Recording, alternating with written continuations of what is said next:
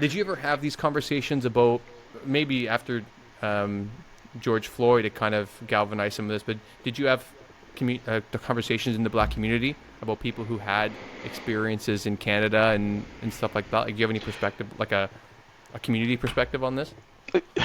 So it's been an ongoing conversation. I've got a really close group of guy friends, where we're always going back and forth about different ideals of what's happening, etc.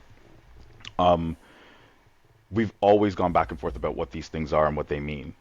For me, it's taken a step further, in that I do coach basketball, and therefore watching how has this affected young black men that I'm coaching or others that are in the gym, and how they ultimately see themselves. And I think that's the part within the last 3 years, probably four, that I'm seeing changes with regards to that community. It's Okay. it's getting to the point now where I think, based on COVID, George Floyd, at home schooling, virtual schooling, not being able to interact with your peers on a regular basis, and now coming out of the other side of that, there's been a lot of things that I think are starting to show with regards to how people interact with each other properly. Right. And I'll give you an example of that. You and I talked about this 2 weeks ago, where I can have a conversation with any player in the gym, and if I'm giving them constructive criticism, is how I'll put it. We're going through a situation, I'm trying to explain it all over to them, and they're not getting it. They do this thing where I literally look at it like this, that they're turning off their camera and turning off the sound. They're engaged with me, looking at me. Yep, coach, da da da da. And as soon as it's not going the way they want it, they do this and they do this. Cameras Wow. off, sounds off. I'm not taking anything else in. Right. And sorry for people that are listening and not watching. When Lloyd says this and this, he's talking to them, and then as soon as he's saying something that is maybe constructive or criticism, they look down and they look away. That's right. And Yeah. they switch off. So you think it's perhaps similar to when they would be online, that they could disconnect, but now Yep. they're potentially bringing that into person to person interaction. Yep. Absolutely. Like the Right. look for me, it's the look down. Like the camera going off for me is a big signal in we're not interacting anymore on the same level. And I don't know how to take in this information that you're giving me, coach. And a Right. lot of before COVID and doing the whole virtual situation, you'd have players who would do that, and I could get them back into the engagement. Hey, kid A, let's have a conversation. Come on, Johnny, let's have a conversation. And I can bring them back out of the look down and actually re-engage with me eye to eye. I'm finding that now it's taking a lot longer, and I have to find different ways to connect with them. It can't just be like my normal style of coaching is very hard nosed. It's very by the book, but I'm trying to take you through these steps, and I outline the steps to you. I'm finding now that I have to course correct for myself. I've got to bring in humor.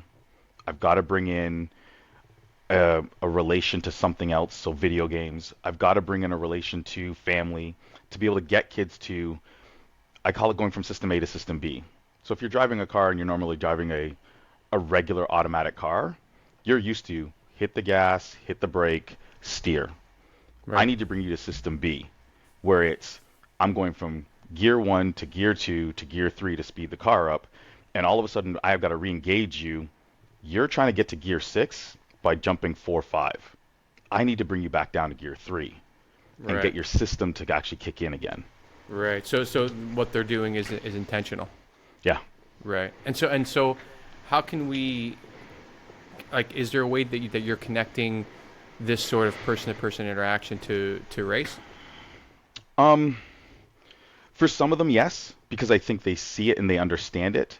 I think the benefit for me is standing in front of young black men who are playing basketball. They see me as an older black gentleman in the gym who is trying to guide them somewhere. And therefore, I become an additional figure within their community that looks like them. Right. And therefore, we can have different conversations at different levels when they're ready.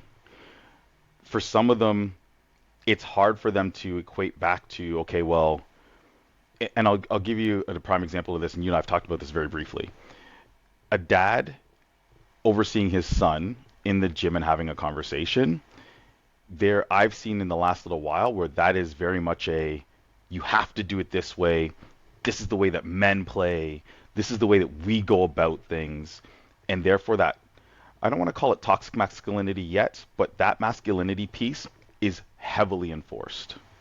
Okay. And you see kids who can't figure out what it means to be a man yet because they're 10, 11, 12, 13 years old, these kids. But that's what a man's supposed to be. Right. The other side of that equation is moms interacting with their sons. And in the last 2 years, it's been a lot of coddling. Coach, can you not talk to him that way? He needs more love and assurance. And I understand all that. And again, my own word there, coddling. But I think it needs to be more of a